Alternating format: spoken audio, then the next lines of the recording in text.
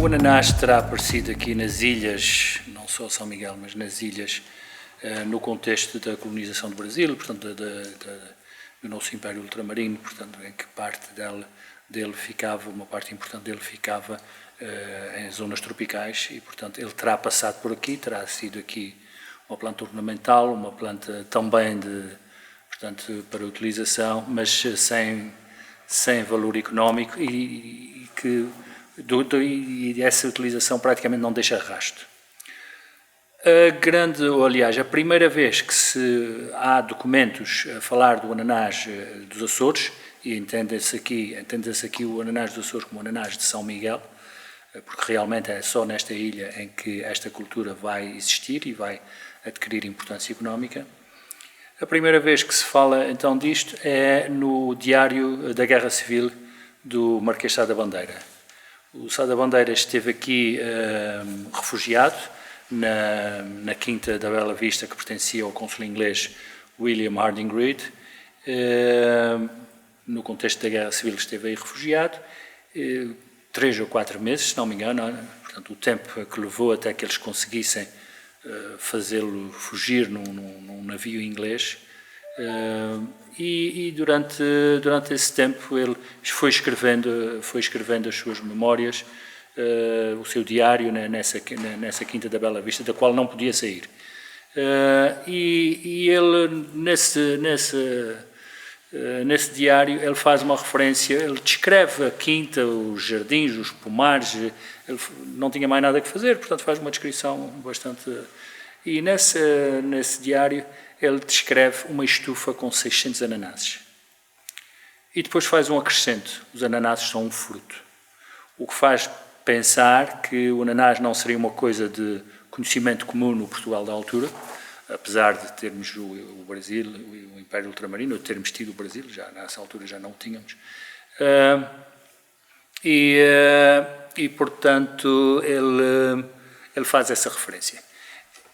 Estes ananases, portanto, nessa altura, esta identificação desta estufa faz pensar que nas casas ricas cá da ilha, as casas ligadas ao comércio da laranja, e o comércio da laranja, portanto, o cultivo da laranja era uma agroindústria para retorno em termos monetários, portanto, era exportado e, portanto, era uma grande fonte de rendimento para as famílias mais ricas cá da terra.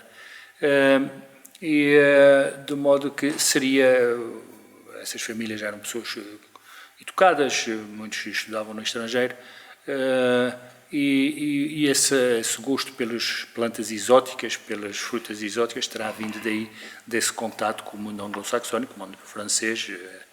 E nestes países havia muito o hábito de ter estufas para a criação de frutos tropicais. Portanto, muito provavelmente o William Harding Reid e outras famílias aqui micalenses terão tido estufas com frutos tropicais, incluindo o ananás, para as suas mesas e também para efeito ornamental, mas sem importância económica nenhuma. A crise da laranja leva a que essa elite, essa burguesia e pequena nobreza, portanto, a elite local, tenha que se virar para outras coisas, tenha que procurar outras fontes de rendimento, e eles procuram várias coisas, o chá inclusive, e o ananás vai ser uma dessas agroindústrias para as quais eles se vão virar. Há uma referência ao ananás, se não me engano, em 1848, no Agricultor Micalense, portanto, que era um jornal para a promoção agrícola. E depois, em 1864, temos a primeira exportação. Esta primeira exportação foi muito bem sucedida, aliás, tão bem sucedida que levou a uma explosão da construção de estufas na ilha de São Miguel. Esta explosão na construção de estufas é também acompanhada de uma série de experiências para ir aperfeiçoando técnicas para descobrir, para experimentar e para aperfeiçoar técnicas de cultivo. Algumas vezes por tentativa e erro. Uma das importantes descobertas em termos de técnicas de cultivo deveu-se a um acidente, que é a técnica do fumo. Portanto, na fase final da cultura, quando se está prestes a cortar a fruta, dá-se fumo na estufa, dão-se vários fumos na estufa, ou seja, enche-se a estufa de fumo repetidamente durante um período de tempo portanto, ao dar esse fumo na estufa, faz com que os ananases, portanto, que a planta vá florir toda em simultâneo, de modo que é permitido cortar uma estufa inteira mais ou menos ao mesmo tempo e replantá-la novamente mais ou menos ao mesmo tempo. Antes dessa descoberta da utilização do fumo, o período de cultura, portanto, o período de apanha do ananás prolongava-se por meses, porque uma planta crescia primeiro, a outra ia depois, e assim, com o fumo, foi possível sincronizar o crescimento, o amadurecimento e crescimento das plantas. E isso dá-se através, portanto, de um acidente, porque eles andavam a fazer experiências e numa zona, portanto, um dos produtores, Manuel Botelho de Guzmão, que tinha 3 estufas chamadas as monstras, porque eram mesmo muito grandes, ele construiu as estufas em cima de uns fornos de lenha para através do calor da lenha a arder, poder aquecer mais ainda o solo e aquecer mais ainda as estufas.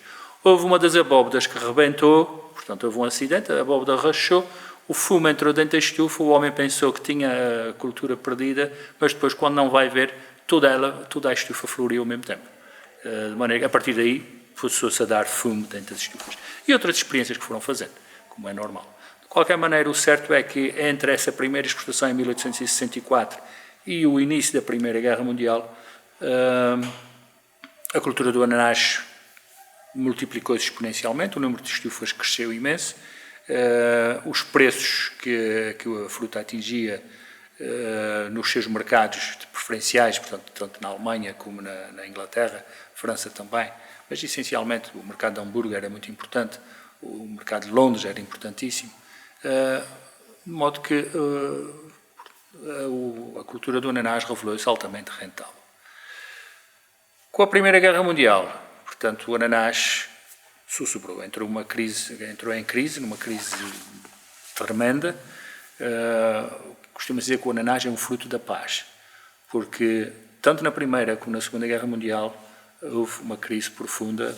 Aliás, percebe-se, não é, que o mundo é em guerra, porque o ananás, no fundo, é um produto de luxo, e esses géneros de produtos não são, assim, dos mais necessários em tempo de guerra. De qualquer maneira, a seguir à Primeira Guerra Mundial, a cultura retomou novamente e cresceu novamente e teve novamente um grande sucesso, e o mesmo após a crise que sofreu com a Segunda Guerra Mundial, tornou a recuperar e a crescer exponencialmente. Portanto, o ananás continuou mais ou menos, portanto, após a entrada nos mercados europeus do abacaxi, portanto, o ananás criado em sistema tropical, não é? Portanto, o ananás tornou-se menos interessante, a sua cultura não desaparece, mas torna-se bem mais desinteressante, já não tem aquele retorno que tinha conhecido anteriormente. De notar que o ananás é um fenómeno micalense, como referi, mas dentro da ilha de São Miguel também há 3 polos principais onde foram construídas as estufas. Ou seja, o ananás é na Fajã de Baixo, portanto, que é o grande polo da produção do ananaseira, é na Vila Franca do Campo, também outro grande polo de produção ananaseira, e nas Capelas, na Vila de Capelas. Destes 3, pode-se dizer que a Fajã de Baixo, talvez até pela sua proximidade de Ponta Delgada, portanto, adquiriu uma importância superior aos outros 2 polos, mas de qualquer maneira são esses os 3 lugares de implantação dessa cultura, que foi aí que ela se implantou inicialmente e ainda existem, portanto, tanto nas Capelas, embora neste momento os números de estufas sejam muitíssimo reduzidos em todos esses lugares. A pressão imobiliária, portanto, o facto de ter sido uma cultura que se fez nas imediações de aglomerados populacionais importantes, portanto, principalmente a Ponta Delgada e Vila Franca, faz com que, com agora a pressão imobiliária, grande parte desses terrenos que estavam dedicados às estufas de ananases começam a ser utilizados para a habitação. De modo que os números diminuíram já muito, mas por enquanto ainda subsiste e ainda resiste.